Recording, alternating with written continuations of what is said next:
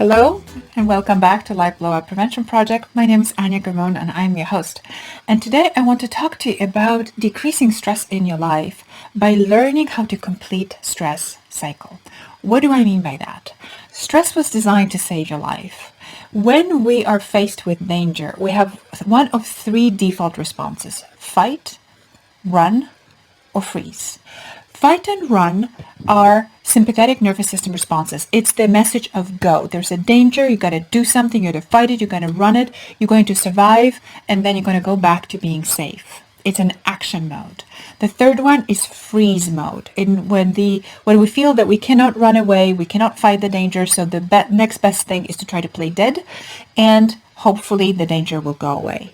If we survive, in nature, animals, when they survive, they begin to shake. They release this stuck accumulation of stress hormones in this shaking process, and then they take a deep sigh of relief and they trot away. They go back, their systems go back to, I am safe. So that's what a completion of the cycle looks like.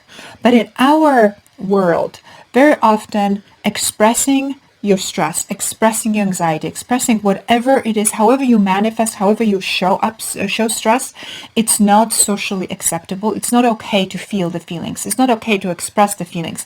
So we tend to try to interrupt it as if you are stressed. Well, you are not in an immediate situation, so you're not allowed to be stressed.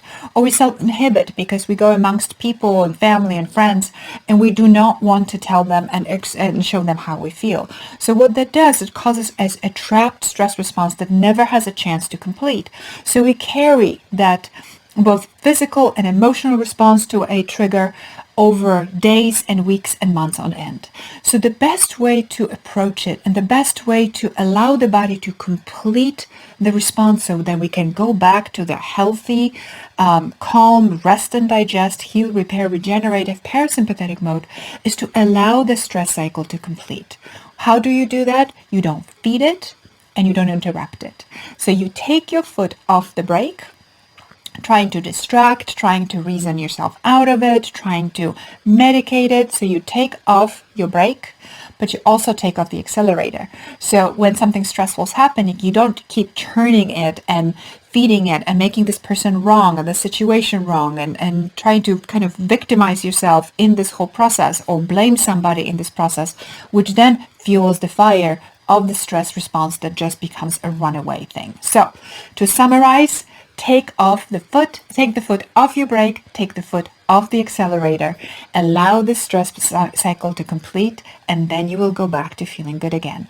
What's the best way to do it? Do what your body would naturally do in response to a stress. So the signal of go is run.